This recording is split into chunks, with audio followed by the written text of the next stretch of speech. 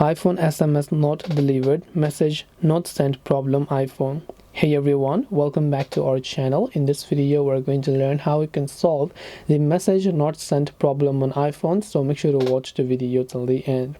In order to solve the message not sent problem on iPhone, let's say you're trying to text someone, it says message not sent. Now it could mean that maybe you have run out of balance, so you can try to check your balance.